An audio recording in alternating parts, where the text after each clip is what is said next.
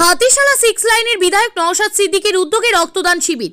ভাঙড়ে 10 দিন ব্যাপী 5000 জনের রক্তদান শিবির। শুভ সূচনা বেউতা 1 নম্বর এবং বেউতা 2 নম্বর অঞ্চল কমিটির পক্ষ থেকে রক্তদান শিবির 6 লাইনে অনুষ্ঠিত হয়। এই অনুষ্ঠানে উপস্থিত ছিলেন নওশাদ সিদ্দিকী সহ আইএসএফ এর রাজ্য কমিটির নেতৃত্বরা।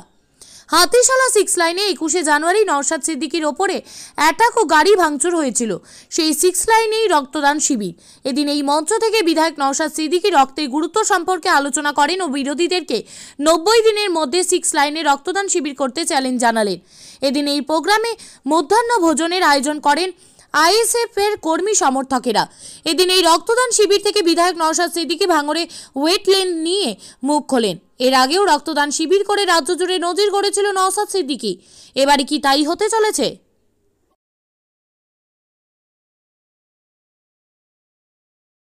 দেখুন, আজ থেকে ভাঙড় বিধানসভায় রক্তদান মহোৎসবের একটা সূচনা হয়েছে। আজকে হাতিশালাতে বেউতা 1 নম্বর 2 নম্বর অঞ্চল কমিটির উদ্যোগে রক্তদান শিবির সহ আমাদের যারা বিগত দিনে যাদেরকে মিথ্যা মামলায় জেলে রেখেছিল তাদেরকেও সংবর্ধনা দেওয়া হচ্ছে।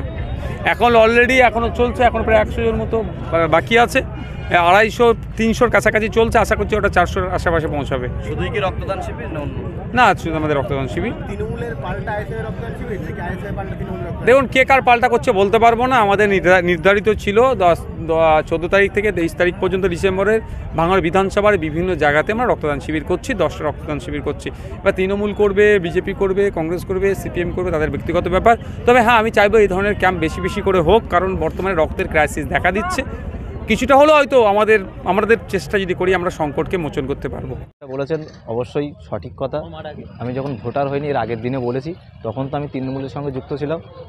আর আপনি আরেকটা যে কথাটা বললেন যে এত বড় প্রোগ্রামটা বড় ছোট সেরকম কোনো ব্যাপার না। মানুষ চেয়েছে আর আমি অঙ্গীকারবদ্ধ ছিলাম যে আমাকে অন্যায়ভাবে যে অত্যাচার আমার উপর চালানো হয়েছে, আমি তা দাঁড়িয়ে থেকে আমি আইএসএফের প্রোগ্রাম করব বা করেও দেখিয়েছি। এর থেকে আমার নিজের কাছে নিজেকে ভালো লাগছে।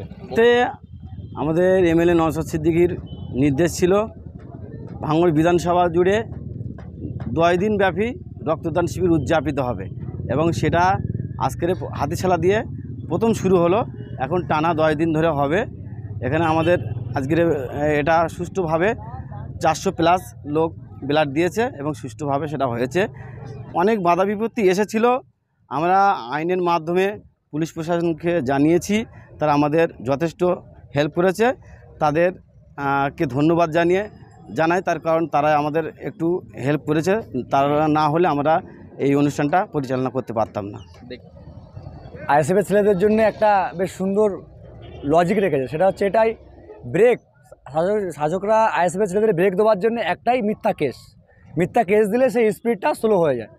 তাই জন্য সেই মিথ্যা কেসে দেখেছেন দীর্ঘদিন জেল খেটেছি আমরা। অবশ্যই গর্ব করে বলতে পারি, মানুষের জন্য কাজ করতে গিয়ে, মানুষের পাশে থাকতে গিয়ে মিথ্যা কেস দিয়ে ফাঁসিয়ে 50 দিন জেল খাটিয়েছেন, বিভিন্নভাবে অনেক ডিস্টার্ব করেছেন। তারপরেও 6 লাইনের বুকে আমাদেরকে যে মারধর করেছিল, রক্ত হরণ করেছিল, সেই জায়গায় আমরা আজকে দাঁড়িয়ে যে রক্ত মানুষের তুলে দেওয়ার জন্য তার থেকে ডবল রক্ত হরণ করে, তার থেকে বেশি রক্ত আমরা মানুষকে দান করলাম।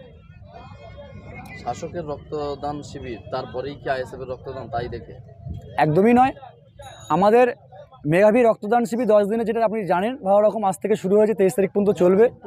তো সেই জায়গায় ওনারা অবশ্যই করতে পারেন। এবং আমাদের মাননীয় বিধায়ক এটাও বলে গেছেন 90 দিন পরে যদি ওনারা ব্লাড ক্যাম্প করেন, আমাদেরকে আপনারা দেখতে পাবেন, আমরা এসে ব্লাড দেবো শাসকের। যদি